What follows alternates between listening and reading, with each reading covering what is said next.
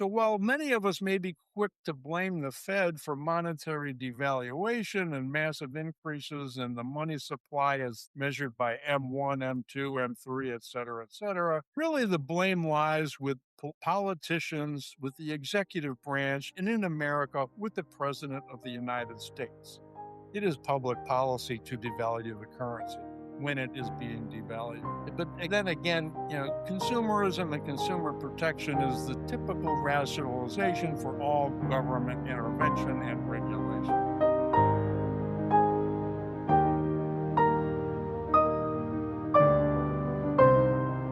Hello, everyone, and thank you for tuning in to the Moneyball Method Podcast. This is Mark Shupe, the author of the Moneyball Method, a Middle-Class Manifesto for Objective Investing. And if you've been listening over the last few weeks, you'll remember that I've been doing a little bit of a history of money, the role of money, the purpose of money, the meaning of money, going back through time, back to ancient Greece, ancient Sumeria, ancient Egypt, and up through the Renaissance, the Middle Ages, the Age of Reason, the Enlightenment, the American Revolution, the Industrial Revolution, the Technological Revolution. And speaking of technological revolutions, I'm going to bring us up to today. The subject of my talk today will be digital currencies, also known as cryptocurrencies. But before getting into that, I'd like to do a little summary of the meaning and purpose of money, just to refresh ourselves, give ourselves a foundation, and talk about,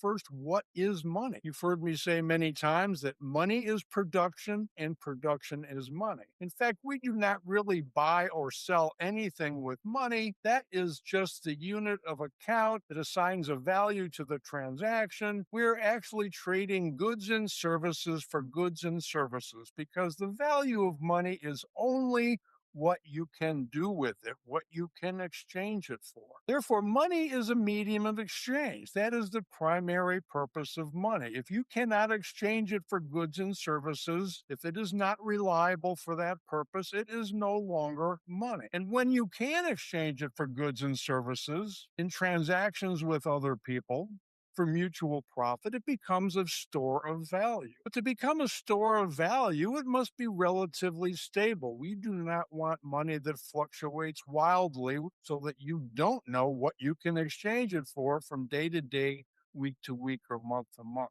And of course, it is the unit of account for bookkeeping and accounting systems. It helps us assign a value. We all know what the value of $1 is in today's terms in our context. But to be a reliable store of value, it must also be scarce. It must be difficult to reproduce. We do not want the new supply of money entering rapidly. Otherwise, money becomes devalued. And we'll talk about that quite a bit in today's podcast. Historically, money also must be durable, meaning it will not rust, it will not dissolve, it will not erode in some way where it loses content over time or with wear and tear. And it must be portable. We must be able to take it places where it can be used and where it is trusted by other buyers and sellers. And that brings us up to the primary attribute of money, at least in the most abstract sense, and that is trust. Trusted money is trusted, meaning that it has an inherent value that is not dependent on the reputation of the person with which you are doing business. You trust the money whether or not you trust the person on the other side of the transaction. Which brings us to central banking and the Federal Reserve. And I'd like to begin this part of my podcast today with a quote from John Tamny, the author of the book titled The Money Confusion. He says, regarding the Fed, the dollar's exchange value is not part of its portfolio, meaning the Fed's portfolio, and never has been. Inflation is always and everywhere a policy choice, and it's the one that has historically been arrived at by presidents. So while many of us may be quick to blame the Fed for monetary devaluation and massive increases in the money supply as measured by M1, M2, M3, et cetera, really the blame lies with politicians, with the executive branch, and in America with the President of the United States. It is public policy to devalue the currency when it is being devalued. But since we're talking about cryptocurrencies and we're talking about the current state of affairs, I'm going to start the conversation where it belongs, and that is with the original cryptocurrency, Bitcoin. Created in 2008, Bitcoin has the longest history and track record. That gives it some credibility. And the supply is limited to 21 million coins.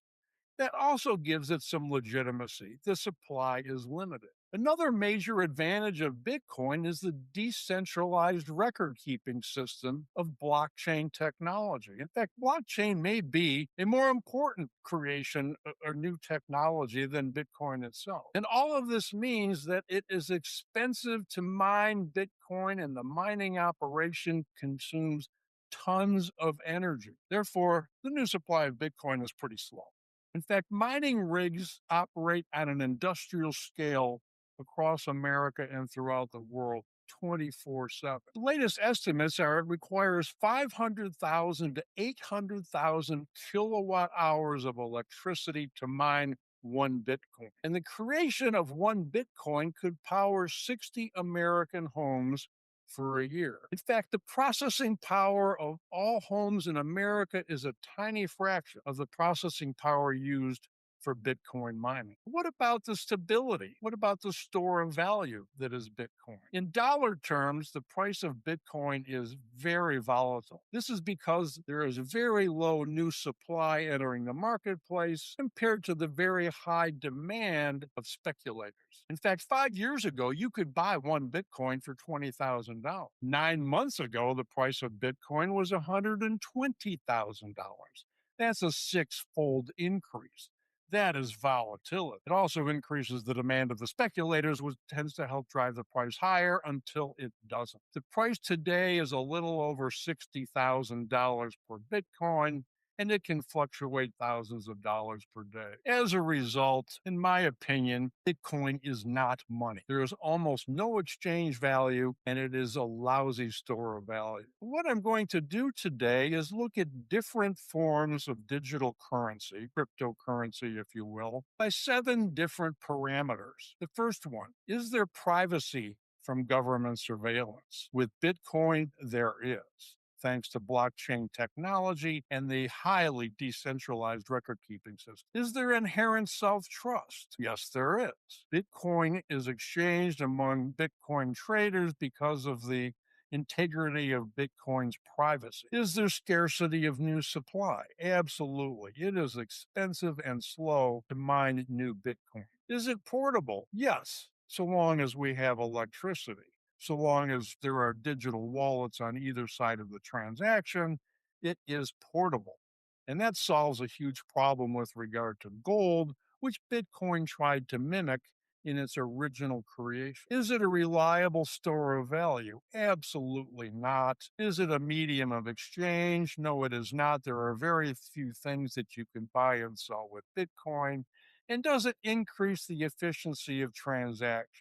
Well, not really. Relative to other cryptocurrencies, Bitcoin transactions are slow. What about the rise of cryptocurrency in general? To comment on this, I'm going to turn to the money confusion and John Tamny once more. Private money is certainly the future for 2 reasons. Because we must have much more trustworthy money in order to achieve our human potential, and because we can. So let's talk about other forms of cryptocurrency, starting with Bitcoin. As mentioned, it is the original and still dominant cryptocurrency and has the largest market capitalization, meaning there is a ton of it out there in terms of dollar value compared to all of the rest of them combined. But its advantage rests entirely on its monetary properties of slow and expensive new supply. Blockchain can handle roughly 7 Bitcoin transactions per second, and it does offer maximum decentralization, But improving on that is Ethereum. It also uses blockchain technology. It is the dominant smart contract platform and is the foundation of decentralized finance, hence the benefits of blockchain. And it can handle up to 30 transactions per second. That's about 4 or 5 times the volume of Bitcoin transactions. And there is still a very high decentralized record keeping system for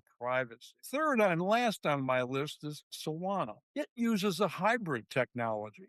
It is not exactly blockchain, but it is a leading high performance platform because it is optimized for high speed and low cost. In fact, Solana can handle 2,000 to 6,000 transactions per second. However, the decentralized record keeping is less secure. So getting back to my 7 parameters, is there privacy? Yes, relatively high. Is it self-trusted? Yes, people trading in Solana trust its inherent value as a form of money.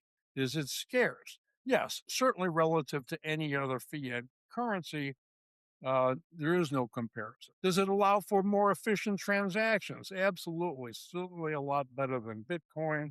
Is it portable? Yes, again, so long as you have electricity and 2 people with digital wallets on either end of the transaction. Is it a good medium of exchange? No, it is not accepted universally for most things anywhere. And is it a good store of value? No, not really. Anything that's a good store of value must be available as a medium of exchange on a universal basis. Which brings me to the third aspect of the third type of cryptocurrencies. What about the rise of central bank digital currencies? And to comment on that, I'm going to refer to John Tamny once more, his book, The Money Confusion. Floating money naturally creates winners and losers in transactions that should be mutually enhancing. In other words, there should be no winners and losers, only winners. Simply because money is worth in goods and services for which it can be exchanged. Looked at in extreme cases, look again at Bitcoin's volatility. So floating currencies are not really a great idea, especially fiat currencies issued by governments traded around the world that float like crazy because they are fiat currencies. But central bank digital currencies, also known as CBDCs, are legal tender. That gives them an advantage. However, they also have centralized record keeping, high potential for surveillance by the government, and the supply is unlimited as any other fiat currency. Digging down a little deeper, the countries that currently operate central bank digital currencies are the Bahamas, also known as the sand dollar. That is the world's first CBDC. Then another haven for capitalism, Nigeria, launched theirs in October 2021 to reduce cash dependency. Why would they want to reduce cash dependency? Could it be government control? Or maybe the cash is not worth anything anyway? Or maybe to remove the dollar from their trading among their local establishments. Jamaica launched its to stabilize payments. Well, why were not payments stable in Jamaica in the first place? Could it be corrupt government officials? And Zimbabwe launched theirs to support economic stability. Well, there's only one way to support economic stability, and that is known as capitalism. And there are several other countries that are currently experimenting with central bank digital currencies. They're currently in pilot project stage. The largest is China, the digital yuan, largest globally.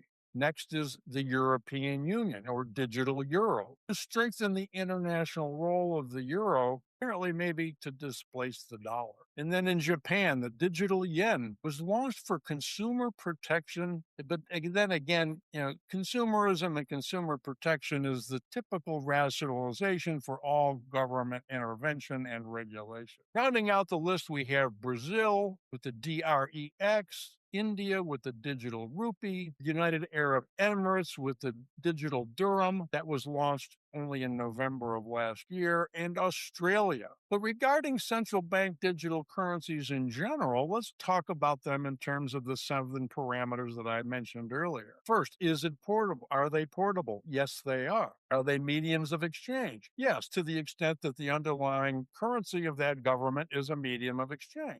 Do they add to efficient transactions? Yes, it's quite likely that electronic transactions are more quick, and efficient? Well, certainly we've seen the rise of many electronic platforms to increase efficiency of transactions all over the world. And is it self-trusted? Maybe. It depends upon the reputation of the currency of the underlying government. Are they a store of value? Maybe. It depends upon the price volatility of the currency of the country that is issuing the central bank digital currencies.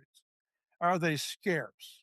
No. New supply can enter perhaps even more rapidly than the traditional fiat currency. Is there privacy? Absolutely not. One of the advantages to central bank digital currencies is for Big Brother, for the government, for surveillance. But what I'd like to do now is give you a little bit of a summary of the history of money. I've done this over the last several podcasts, but I think it's worth reviewing that money started out as commodity money for the Sumerian kings in ancient Babylon, for the Egyptian pharaohs in ancient Egypt, and for the Chinese emperors of ancient China. Then gold and silver of classical Greece and the Roman Empire took over from the commodity currencies to increase efficiency and help finance trade across the new empires. Eventually, banknotes backed by gold and silver evolved wherever there was economic freedom and banking systems became more sophisticated. Ultimately, checking accounts became common as banking systems catered to the new complex division of labor economic systems, and money and banking evolved with that. Today,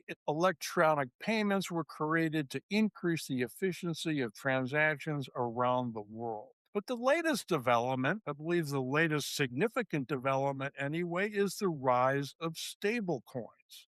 Stable coins are digital currency backed by a trusted form of money or wealth issued by governments typically. And about this, I would like to give you one last quote from The Money Confusion. Markets demand reasonable money, even in time when always devaluing governments are the monopoly issue. We live in a culture or societies of monopoly issuers.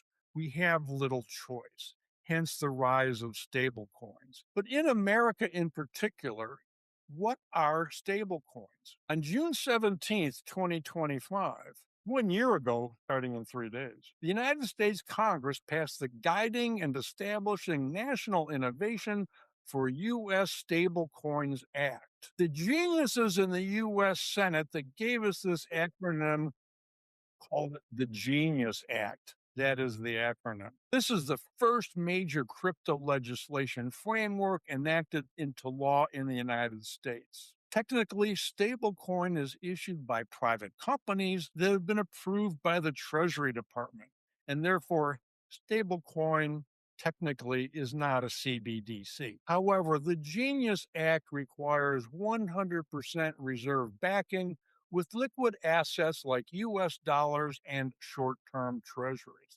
That is the key. That means U.S. stablecoins are electronic versions of treasury bills, which happen to be the most trusted, highly liquid market in the history of the world. The Act subjects stablecoin issuers to the Bank Secrecy Act. No kidding.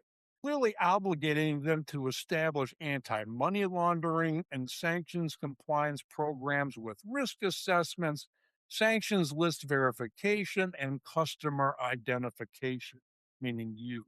Big Brother is watching. So what does the Genius Act really mean? What can we expect from the issuance of stable coins will probably become a reality next year in the year 2027. And now I would like to quote Jim Brown, author of the book, The Black Hole in Economics, also known as Hard Money Jim on Substack. And about stablecoin, he says, a payment stablecoin is not just another app for moving your bank deposits around. It is something categorically different. When you buy a stablecoin token, your bank deposit doesn't disappear. It moves to the stablecoin issuer, who uses it to buy treasury bills, moving the deposit to the treasury seller. Existing money is not destroyed when a stablecoin is created. A brand new medium of exchange is added on top. That's not a mere payment app. That is money creation. That is the policy choice of the President of the United States. That is a new way for the federal government to borrow more money. That is a new way to devalue the currency. The blame for monetary devaluation lies with the president, not the central bankers. But I'd like to leave you with a thought. The good news is that the ultimate money supply is controlled by the good guys, the producers and traders. They decide what is acceptable. They decide what is convertible into goods and services. And that is where you come in, using the Moneyball method. Thank you for joining me today. And next week, we will talk a little bit more about money, its meaning, and its purpose. And I hope you will join me. Have a great week.